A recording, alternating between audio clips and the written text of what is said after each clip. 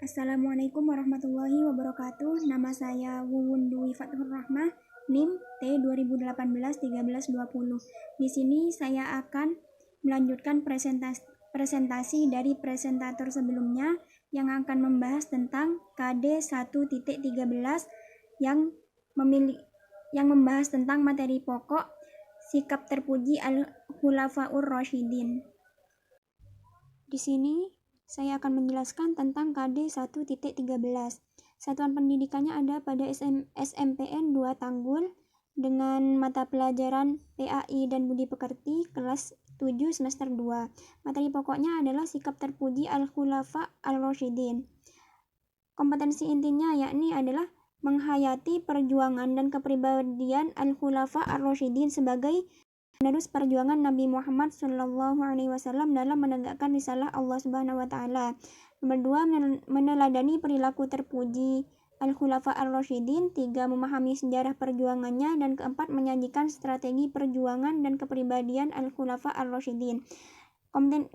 Kompetensi dasar dan indikator pencapaian kompetensinya yakni adalah yang pertama, KD-nya 1.13 berisi tentang menghayati perjuangan dan kepribadian Al-Khulafa Ar-Rasyidin sebagai penerus perjuangan Nabi Muhammad SAW dalam menegakkan risalah Allah Subhanahu wa Ta'ala.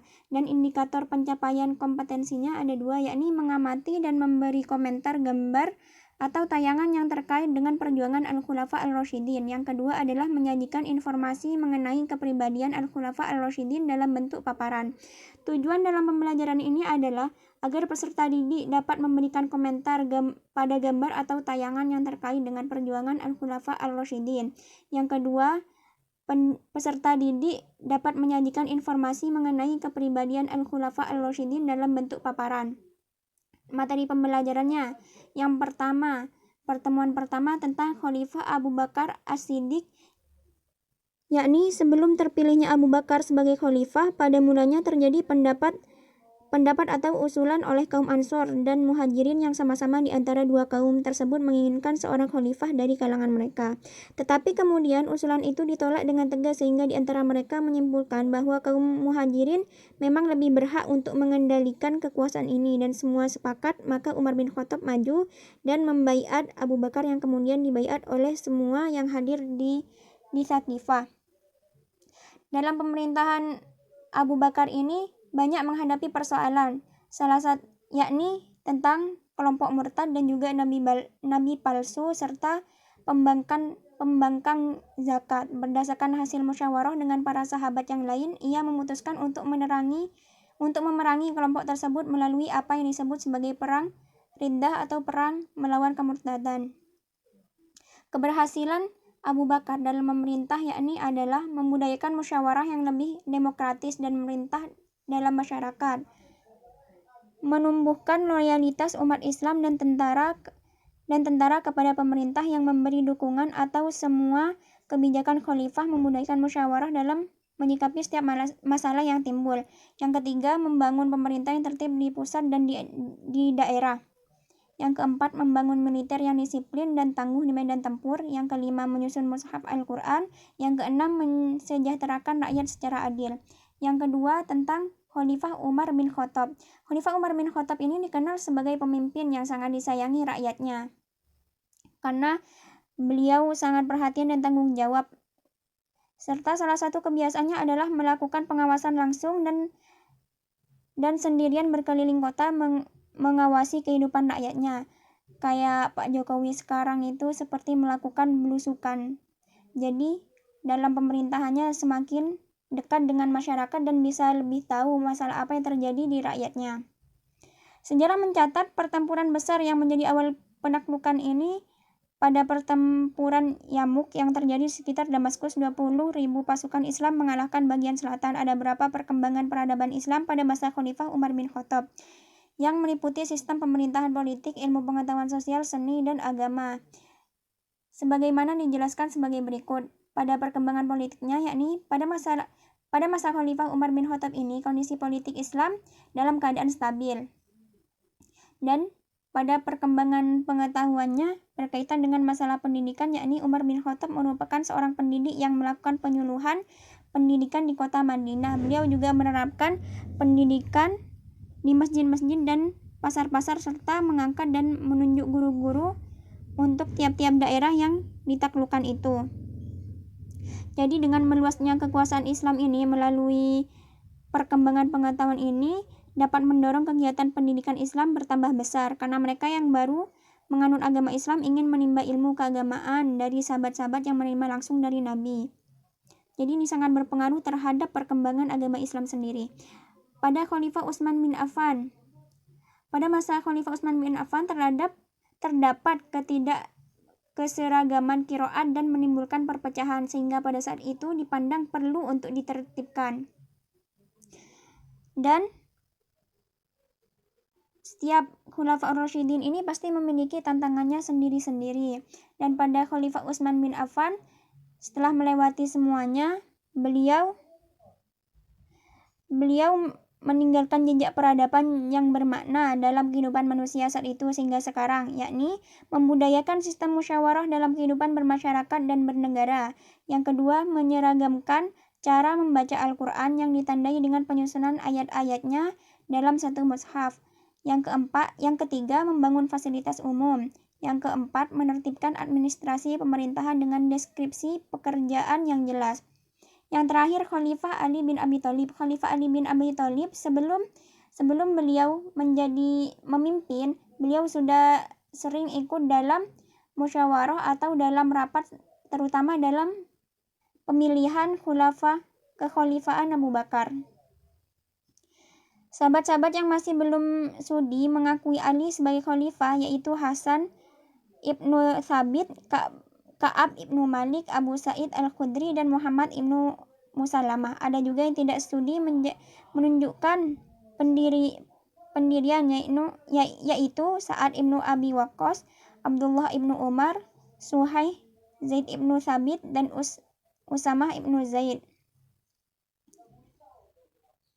Pada pertemuan kedua ini membahas tentang kepribadian dari Khulafaur Rasyidin.